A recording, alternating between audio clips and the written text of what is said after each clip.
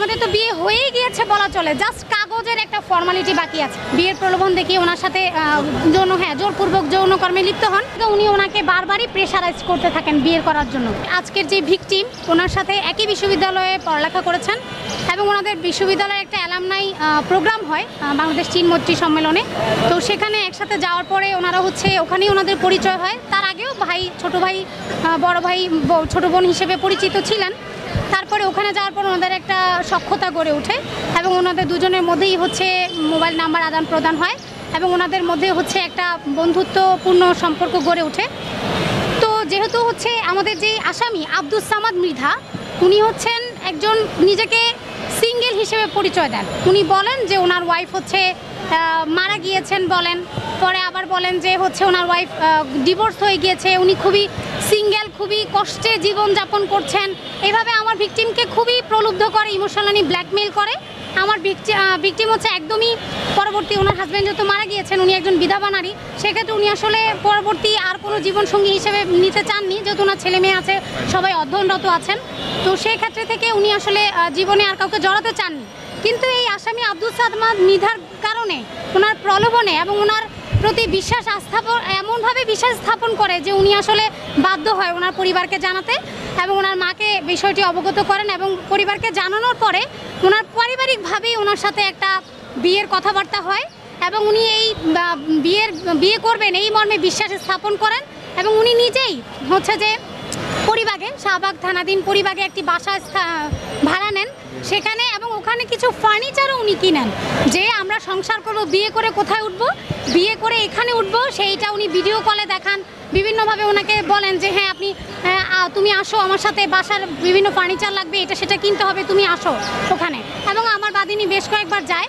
পরবর্তীতে যখন ফেব্রুয়ারি মাসে এই বছরের চলতি বছরের ফেব্রুয়ারি মাসে যখন উনি যায় আব্দুস সামাদ মৃধার বাসায়, মানে ওনাদের যৌথ যে বাসা আর কি ভাড়া করেন, ওখানে যাওয়ার পরে উনি 21/2 যে সেটা ফেব্রুয়ারির 21 তারিখে, তো সেখানে যাওয়ার পরে উনি ভিকটিমকে অনেকভাবে প্রলোভন করে এবং বলে আমাদের 2 দিন পরে 1 সপ্তাহ পরে আমাদের তো বিয়ে হয়েই গিয়েছে বলা চলে, জাস্ট কাগজের একটা ফর্মালিটি বাকি আছে। ওনাকে বিভিন্নভাবে প্রলুব্ধ করেন এবং উনি ওনার সাথে এক পর্যায়ে জোরপূর্বকই বলতে পারেন সম্পর্ক স্থাপন করেন। ওনার সাথে বারংবারই এটা করে জোরপূর্বক, ওখানে ওনারা যেই কত ঘন্টাই থাকে বারংবারই এই আব্দুস সামাদ মৃধা ওনাকে বিয়ের প্রলোভন দেখিয়ে ওনার সাথে জোরপূর্বক যৌনকর্মে লিপ্ত হন। তো উনি ওনাকে বারবারই প্রেশারাইজ করতে থাকেন বিয়ের করার জন্য।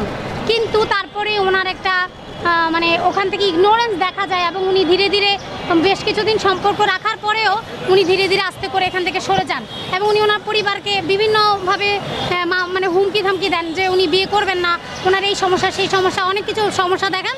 পরবর্তীতে বাদী ভিকটিম অনেকবার চেষ্টা করেন ওনার সাথে যোগাযোগ করার, ভিকটিমের পরিবার চেষ্টা করে, কিন্তু উনি কিছুই করেন না। এবং যেই কথিত যে বাসা ভাড়া নেন উনি, সেই ভাড়াটাও ভাড়া না বাসা। উনি পরবর্তীতে আমাদেরকে যখন ওভার ফোনে ফাইনালি জানিয়ে দেয় যে আমি আপনাকে বিয়ে করতে পারবো না, আপনার সাথে আমার বিয়ে করা সম্ভব না এবং আমি আপনাকে ভালো লাগতো, এখন আর ভালো লাগে না, তার বোঝাই যাচ্ছে যে উনি ওনার যেই চাহিদা মেটাবার জন্য যেই প্রলোভনটা দেখিয়েছে সেটাতে উনি সাকসেস হয়েছে এবং পরবর্তীতে উনি সম্পূর্ণভাবে যোগাযোগ বিচ্ছিন্ন করে।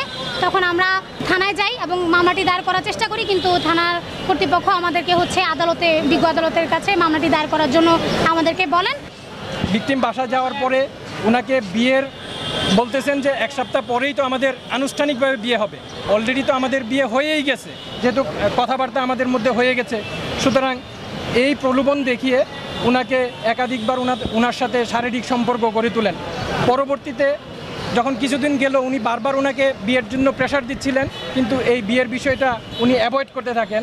এক পর্যায়ে 6/6/2025 তারিখে উনি মোবাইল ফোনে মেসেজ দিয়ে সরাসরি উনি অস্বীকার করেন যে উনি আর তাকে বিয়ে করবেন না।